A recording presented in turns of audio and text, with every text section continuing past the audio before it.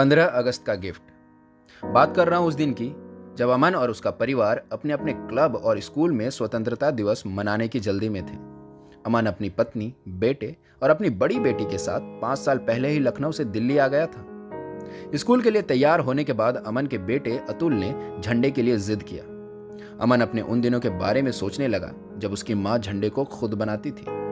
दर्जी रहीम चाचा के बचे हुए कपड़े का इस्तेमाल करके वह उसे हाथ से सिलकर और नीले रंग के बॉल पॉइंट पेन का इस्तेमाल करते हुए उस पर अशोक चक्र बनाती थी। लगभग 10 साल पहले उसकी माँ गुम हो गई थी। हाँ, अपनी माँ को खोने के बाद वो हमेशा उसे याद किया करता था। उन्हें अल्जाइमर था और उसने अपनी यादें खो दी थी।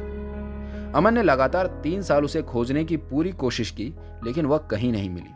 झंडा खरीदने के बाद अमन ने अपने दोनों बच्चों को स्कूल छोड़ दिया और उन्हें ऑटो से घर वापस आने को कहा और दोनों को कुछ पैसे भी दिए और मिठाई खाने को भी कहा। अमन और उनकी पत्नी ने भी अपने अन्य पड़ोसियों के साथ क्लब परिसर में स्वतंत्रता दिवस मनाया। दोपहर 1 बजे उनकी बेटी स्कूल के बाद वापस आई और अमन को बताया कि अतुल आपके दिए पैसे के साथ हमारे अपार्टमेंट के पीछे वृद्धाश्रम चला गया है और आज उसने अपना गुल्लक भी तोड़ा था। अमन को गुस्सा आया और उसने कहा कि वो अपना सारा पैसा व्यर्थ में खर्च करेगा। अतुल हमेशा उस वृद्धाश्रम में जाया करता था। उसने मुझसे कहा कि वह सबके लिए मिठाई खरीदेगा, उसकी बहन ने बताया। तो अमन बोला, ओह, इसलिए उसने अपना गुल्लक तोड़ दिया। मुझे उसे सबक सिखाने की जरूरत है और वृद्धाश्रम की ओर रवाना हुआ।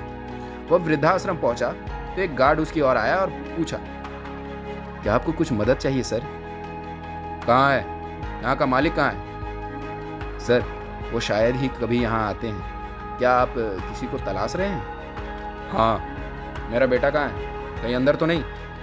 ओह सर, मुझे तो लगा कि आप उन लोगों में से हैं जो अपने माता पिता को यहाँ छोड़कर कभी कभी उनसे मिलने आते हैं। क्या आपका बेटा अतुल है? वो हमेशा यहाँ आया करता है। आपका बेटा बहुत अच्छा है सर। आपने उसे बहुत अच्छे संस्कार दिए हैं। वो सच में बहुत अच्छा है। लेकिन वो है कहाँ? सर, आप अंदर जाओ ना, वो हॉल में ही होगा। अमन हॉल के अंदर गया तो देखा वह अभी भी मिठाइयां बांट रहा था। अमन ने उसका हाथ पकड़ लिया और मिठाई छीनकर उसे जबरन बाहर खींचने लगा। हर कोई उन्हें देख रहा था। कुछ कदमों के बाद अमन रुक गया, वापस मुड़ा और उसने गार्ड से पूछा, वहां जो वो महिला बैठी है सफेद कुर्सी में, वो कौन है? गार्ड ने बताया, सर, वो 6 साल पहले यहाँ आई थी। हमने उसे नई दिल्ली के बाहरी इलाके में पाया था।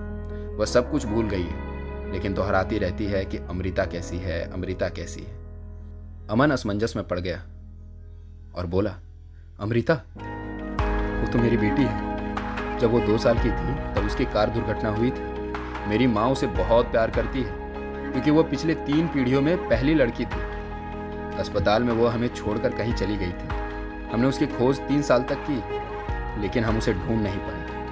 आखिरी शब्द उसने मुझसे पूछा था अस्पताल में, अमृता कैसी है? और अमन की आंखों में आंसू भर आए। उसने अतुल को मिठाई दी और उसकी ओर दौड़ा और उसे गले से लगा लिया और पूछा कि तुम कैसी हो माँ? तुम कहाँ चली गई थी? तुम्हारे बिना इस दुनिया में रहना कितना बुरा लग रहा था माँ।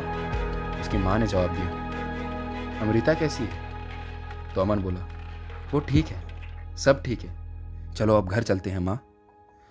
घर आने के बाद अतुल ने पूछा, क्या वो हमारी दादी है? अमन ने कहा, हाँ बेटा, वो हमारी दादी है और तू मेरा सबसे अच्छा बेटा है। फिर तीनों ने एक दूसरे को प्यार से गले लगाया।